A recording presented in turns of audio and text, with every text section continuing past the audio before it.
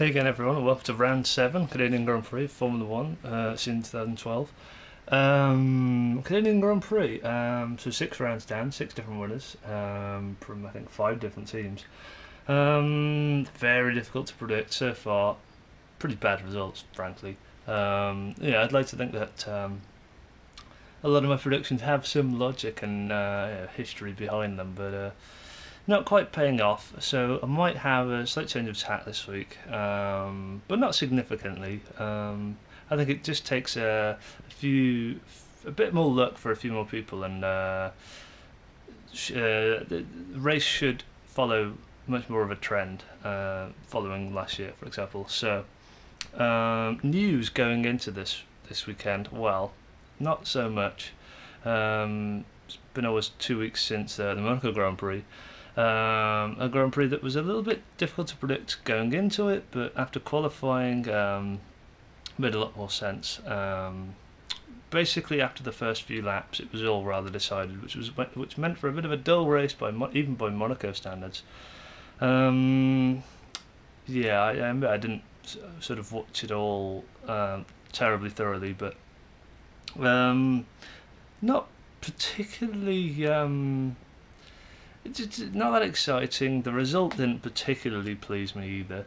I was way off on the predictions as well, and I don't know. But I'm definitely ready for another Grand Prix. Definitely ready for a Grand Prix, Canadian Grand Prix, Circuit de Gilles Villeneuve, a circuit which traditionally has always garnered really good racing. No matter the formula, no matter the weather, even the most dry. Sort of normality in terms of conditions. Given that, it's still a very good track. Don't know what the forecast is, but I imagine it's fairly not too special. I imagine it's just regular dry, possibly cloudy conditions. I don't know. It's June now, so not expecting too much rain, unlike last year. So don't think we'll have quite the same excitement, but should still have a pretty good race. So news going in there then. The Red Bull team, the teams didn't protest their car.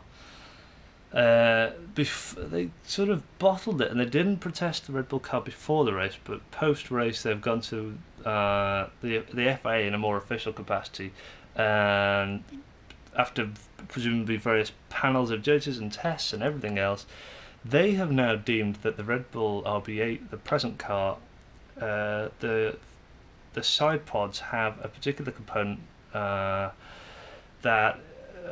passes for some kind of hole, and I don't know. There's some kind of law whereby there are to be no holes in the side pods, and that is dictated by a rule that says if water can pass through, then that's a hole, and it shouldn't be on a car. So from this weekend onwards, we shouldn't see that hole, and that in theory should really hamper the Red Bull team, if everything that has been said is to be believed, and they are getting a performance advantage out of it. I'm not so sure. I think it's possibly only minimal, and I'm sure the guys at Red Bull will counteract it with another equally good part. They've probably lost maybe a tenth of a second or something minimal. There are suggestions around the internet that Red Bull could lose their Monaco win and points from that Grand Prix, but I don't know, a bit of a grey area. We'll wait to see on that one. I doubt it somehow. I don't. The bad publicity would be such. I don't think it's a recommended route that they should take. But if they're going by the rules, then who knows? Also, Ferrari have come out and said we're sticking by our drivers. We're going to keep Felipe Massa until at least the end of the year. So it should give Massa some confidence, and hopefully he can continue his improved form going forward. And the Ferrari car, relative to its opposition, is looking a little stronger than it once did, at least this year, so that's quite good news as a Ferrari fan. So here we go, going into Canadian Grand Prix predictions. I'll go through them fairly swiftly, because as much thought as I put into these predictions, they really don't pay off that much. So for almost the 7th time in succession, I'm going for a Hamilton pole. History dictates that he gets pole there a lot. He's won there possibly twice. I don't know. He's been pole maybe 3 times or something. Very good on paper, at least around there, Hamilton. A lot of success, and I don't think too much will go wrong and stop him. So I think Hamilton getting pole. I think that is a fairly safe bet, at least by 2012 standards. Go for a Hamilton win. It makes sense coming from pole,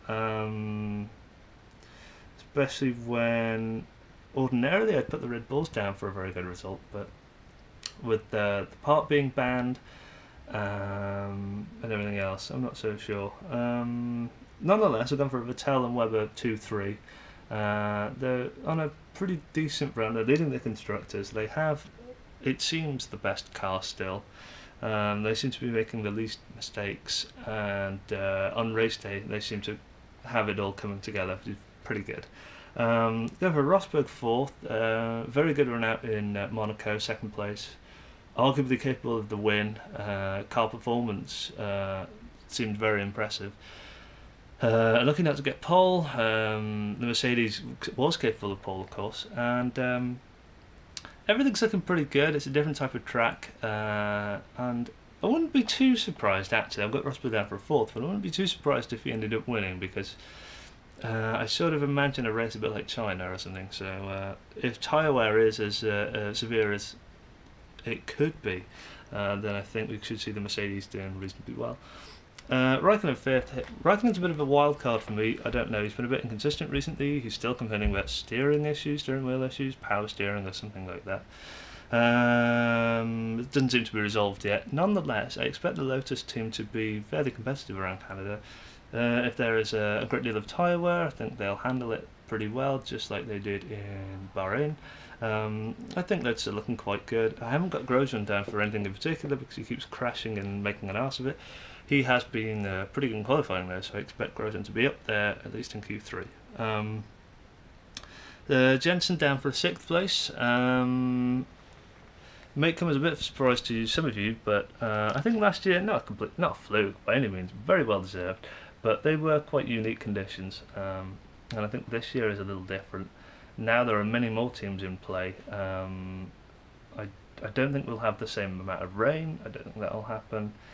If tyre wear is still an issue, I'm not sure. The last few races, Jensen's not particularly performed, and a lot of it might be down to the car. Hamilton seems to be able to get a little more out of it if it's not to their ultimate satisfaction. So Jensen, I think a sensible 6th place. Reasonable points, I suppose. They all count, but possibly disappointed with that. But that's what I think he'll get. Alonso 7th. I'm being a little cautious with it. He could end up doing really, really well. It's hard to say where the Ferrari will be this time. Schumacher 8th. Had a lot of DNFs. The Mercedes car, I think, will be good around Canada. If it was all on paper and everything else was aside, I'd expect the Mercedes to be right up near the podium, to be honest. But such has been Michael's luck recently. Being a little cautious with him also. I expect him to get a couple of points at least. Bit of a consolation, and then he can build on that in coming weeks. 9th and 10th, I've gone for this year's midfield sort of top runners to snatch the points. So I'm sort of cutting my losses, and I've sort of gone for a Perez in 10th place and Maldonado 9th. Williams and Sauber always on the fringes of the top 10 at least. Presuming everybody finishes, I think it will end a bit like this, and Massa probably somewhere just outside of the top 10. Fastest lap, this is where my wild card comes in. Raikkonen fastest lap. He hasn't raced, of course, for a couple of years in Canada. I can't quite remember his previous results there. This is basically, it's very hard to predict the fastest lap at any track, given the tyre wear issues. So it basically comes down to who pit stops last, in effect, with the lowest amount of fuel. But I imagine Raikkonen doing something interesting with the strategy, and I think Lotus will look after its tyres quite well, so that really dictates my decision on that one. So yeah, there we go. So it should be another good weekend. Looking forward to some more F1 action. I'm expecting the 7th different winner, because I think it will either be, well, I think it's going to be Hamilton, really. So yeah, make it 7. But honestly, soon it should get to the point where the top teams can afford to keep spending and upgrading, and sooner or later the inevitability will be that we'll end up with the top 3 or 4 teams noticeably in front, and we should have status quo, really. So genuinely, I'm looking forward to that. I want the top guys to be at the front at all times. But yeah, good season so far. Monaco was a bit rare, but we had to have one slightly dull race and lower our expectations slightly. Points-wise in the championships, both look pretty interesting, but it's way too early to really tell. I wouldn't put any money down on anybody particularly yet. I'd say Vettel's looking pretty strong through sheer consistency, and if he gets a couple of wins rattled off, he'd be difficult to beat, I think. But it's still very early in the season. So I'll leave you with that then. Look forward to the Canadian Grand Prix. Thanks for watching the video, and I'll be back whenever the next Grand Prix is. So I'll see you for that. Enjoy the race.